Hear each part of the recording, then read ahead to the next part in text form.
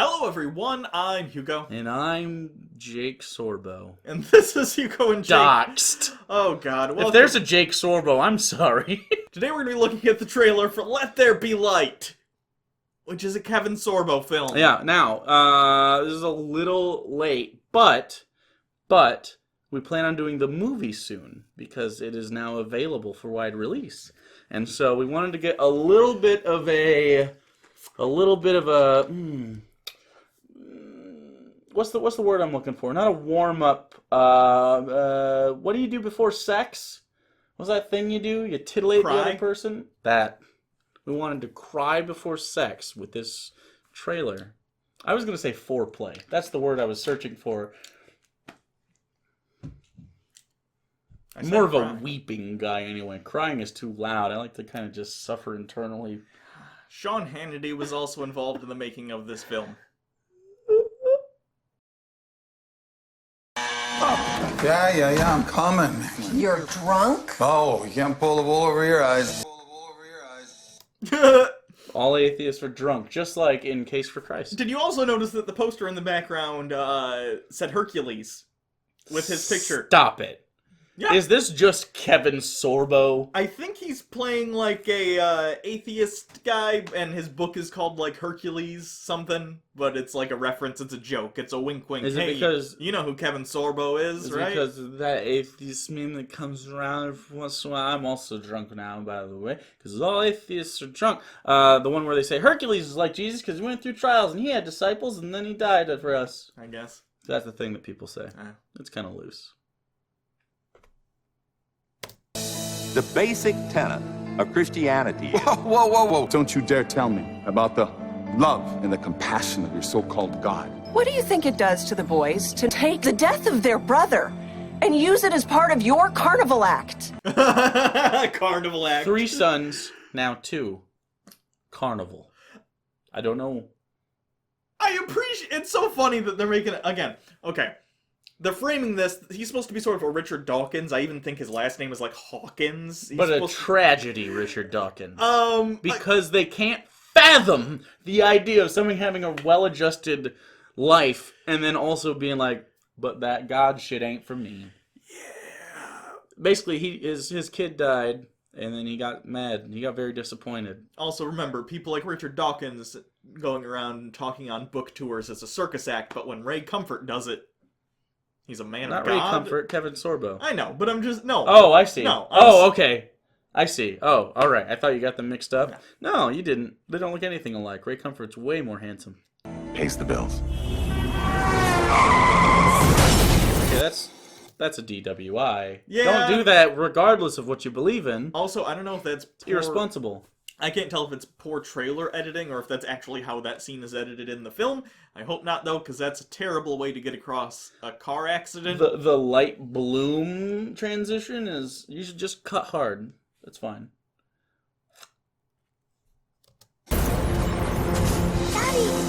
Clinically dead in the ambulance for 4 minutes. It's a miracle. I saw Davy. Well, all I wanted to do was just... I wanted to put my arms around him. I don't know what to do with it. Kevin Sorbo's acting the fuck out of this scene, and I'm getting feels.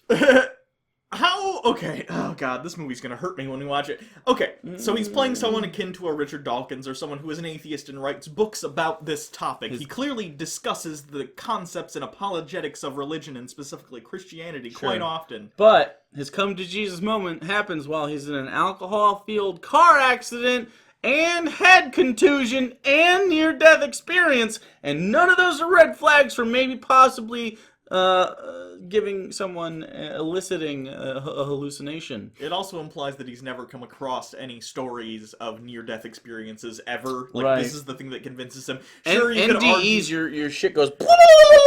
And sure, you could argue, like, oh, but it happened to him and now he believes. It's like, yeah, but then he was kind of an idiot in the first place, that he takes his own subjective experiences and heightens it to that level. Well, because the reason he doesn't believe in God in this scenario is because he has a dead kid. Yeah, it implies that he had a... It implies, again, that he's basically the same character from God's Not Dead, where he's just like, my mom had cancer, weeping. Sure, the problem of evil is a valid reason to question something, but it shouldn't, it's not like all of us go through tragedy. I was just raised an atheist. Sure. You just got told to read the Bible, and you're like, whoa, this is very stupid. Yeah. I mean, I don't have any dead kids. I would like some. Do they have to be yours? I have a guy. You have a guy that just gives you kids? Not for free. That's trafficking. Not when they're dead. Of course I'm into it. You've gotten the best scientific explanation. It hasn't brought you any comfort. Would you consider consulting a different source? Okay, for the record, the sound matching on here, the syncing is not me. This is right now we're watching. This is not synced. Yeah, it's not synced correctly. Also, they give lip service to that you've been given scientific answers, but those aren't comforting. As if the answers that comfort you the most are the ones that are true. I find scientific answers to be both comforting and uncomfortable, and I think that's why they're more appealing. I don't think it matters what's more appealing. No, I know, but I'm just saying, I mean appealing in that way, like what's more true. Sure. Because the idea that everything is lollipops and rainbows if you choose one option doesn't really add up to my life experiences and anything. So just intuitively, I'm already off put without thinking about any of it. But just the idea that, like, this little blue dot's really good for the life that we live. We've assuming you don't know anything about evolution, we're really good at living here, sort of, I guess, assuming, you don't live in 90% of the other parts of the world. And then you zoom out and you're like, wow, we're insignificant, that's scary. I don't know, I think that just feels, I don't know, it's weird to me that people are fucking terrified of that, I guess. It seems like a happenstance that's just sort of cool. Like, hey, we get to experience things. That's neat. Not a lot of things do that. Most things are not experiencing things. As far as we know. Well, I mean, there's actually objectively most matter doesn't experience. Are you gonna? Okay. There's a concept in philosophy. This is actually super fun. I forget what it's called. This isn't something that's like taken seriously. It's just one of those fun thought experiments. Sure. And it's sort of akin to if these walls could talk. It's a philosophical principle that essentially says it's like reverse solipsism. Sort of, in that the only thing that we can know for sure is I think, therefore I am. The only thing we can know is that consciousness exists. Therefore, theoretically, everything could have a consciousness, and we don't. Because we don't know how it works. Right. It's total bullshit, and I'm explaining it in a really shitty way. I get that. So the idea that the only thing we can know for sure is because everything is subjective through our experience via the consciousness is that that's kind of fun to think about. The only thing we can know is that consciousness does exist because we have it. Therefore, that's the only thing we can be sure does exist. It is a fact, though, that we are part of the universe observing itself, which I find neat. That's cool, especially when you zoom out and you realize that we're just made of the shit in the universe, and then we actually ended up being able to look at it, so we are it looking at it. So yeah, I guess part of that's true, if nothing else. Sure. Wow, we totally lost the plot here. Let's continue. Doc, he is your God, and he's holding out his hand to you. All you gotta do now is take it. Jesus gets whacked, right? Well, I've never exactly heard it put that way, but yeah. Follow me here. This ain't brain surgery. Well, you see, I'm the cool preacher, and I say stuff like Jesus gets whacked. Is it because if this gentleman is of Italian descent, he is very clear. Look at that face. I find that pretty fucked up. That man is a New York Mets fan. Jesus gets whacked because I'm Italian and tough guy. Actually, that's more of a Yankees fan. They're in the Bronx. Yeah, well. Continue. Again? Okay. Hugo drinking Coke Zero is the Kermit drinking tea of this channel. Do you believe that God hears? God always answers prayers. Most of the time with fuck off, I'm busy. I just had the weirdest, most Jake thought of all time. Okay. So he has one dead kid. There was just a flash of the two kids there. And my thought in my head was, he's starting to get converted, and his wife goes, if you would ask for less blowjobs, maybe we'd have more kids. Why is that a thing I thought of? That's just I'm just like metagaming this entire movie. It's you gotta entertain yourself sometimes, man. Well, it's not doing it for me, so you're right. Sometimes we just don't understand the answers. This better be good. That's what I said. Where's the third one? I was just gonna say, They should just have an urn that they sit in between them. They still sit on the couch as if there's a third one. Right, that yeah. they're There's waiting one for. over here in this quadrant. Yeah. No, okay. Also, that's the best kid actors you could find? The middle one, they just go, act upset at your parents. And then he's like, they took my video games. I'd like to think in the original script, the third kid was actually alive. He was such a bad actor, they're like, okay. Kill him off. That other kid forgot to act. I know. I understand he's looking at the older brother to see how he should. I get it. But, like. The direction's very. That's not how it comes off. Nope.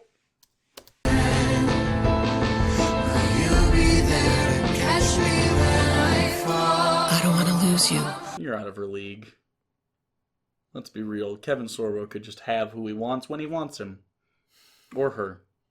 What's Xena Warrior Princess up to these days? Lucy Lawless? Is that her name? I think so. Does she have a respectable career as opposed to Hercules, who does not? I think they basically just crashed into each other and I don't burned know. on the ground. I was more of a Xena guy than a Hercules fan.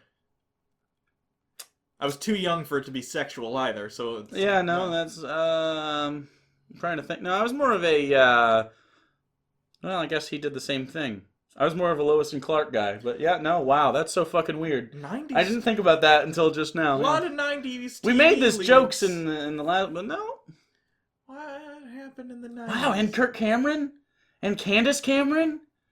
And Melissa Joan Hart? There's a pattern. Oh, that's third base. Oh, from director Kevin Sorbo. I have been caught unawares. I was not aware he was the director. I do know that Sean Hannity is a producer, is the producer, I believe, the main one. Oh, boy. His studio, at least, or whatever group. Oh, does he have a cameo, I bet? Does he have a cameo? My friend. Can you imagine the ego of that man not cramming himself into something he bought? That's fair. Same, though. I mean, same. So my first question is, are you guys ready for the amount of heat that'll be coming your way with this?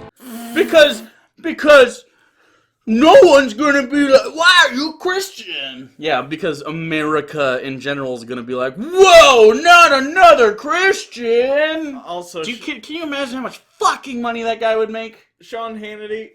Imagine if Richard Dawkins is like, I believe in Jesus, America, and they're just like, I'm buying all his books. Sean Hannity doesn't play caring host very well because he's not that, so don't try and play that in the movie. I want to know what Sean Hannity's most touching moment in life has been, like since his Fox News stardom. Oh, God. This scotch is empty. That's Sean Hannity. That's my impression. No? Now I'm just thinking of Bill O'Reilly jokes. When Bill got fired, he's like, they're just women! That's pretty good. Alright. So I guess we gotta do that movie now. Yep. That's dumb. I look forward to it. I don't. You know, it's been since the Case for Christ was more of a apologetics film, like history that we had to really, really get into. This is just gonna be another good old-fashioned slugfest. Fuck you. Okay. You know what I'm saying? Like it's gonna be bare knuckle brawling, not a lot of thinking. Get in there and scrap a little, like the old times, like good old days. You ready for that? Pre-quaff, Jake. I'm ready for Sean. Post whatever this aesthetic is, always an overcoat. Yeah. I don't like having bare arms. Is that what it is? Why? Your arms are fine. They're arms. What? Is that really what? We've never talked about this. This is... Yeah. There's arms. I have a dermatological thing. I have that thing where you got dots all over your skin. Yeah, you told me that. I looked for it, couldn't see it. Yeah, well. That's just a you thing. Okay, well. Now we know butterflies on your arms is worse than... Because then they could look at you and make fun of you. We need to get to some of my deep-seated fears at some point. Being in the ocean with goggles on and looking down and seeing an abyss and then something move. That's mine. There's a word for that. Fuck you, it's really deep, get me out? Yeah, I agree. There's like a specific... Well, it's not like... I don't know if it's a phobia, but I... No, there's a phobia word for Well, no, it. I don't know. I don't know if what I have is a phobia, because I've been in the ocean. Oh, sure. Like, I'm not like, don't get me there. I just, like, I don't want to look. I could be in it. Just don't make me look, because then I think it's also because I don't know if I'm scared of heights, necessarily, because I can, like, fly without a nervous breakdown. But again, I don't like to, like, go over bridges while I'm driving. Kind of stresses me out a little bit. Like, tall bridges, not just a bridge. Sure. Like the one over there, but, like the Mackinac Bridge up north. See, the Mackinac Bridge doesn't worry me. It just fucking rocks, though, in the wind. Ugh. It's a suspension bridge. See, I'm not even worried about falling. It's just the suspense of not... It's literally built to do that, though. I know it is! It's like a giant metal rope bridge. That doesn't help. But anyway, this is the abyssness of the ocean. I don't know. Alright. I'm afraid of literally everything Sean Hannity does.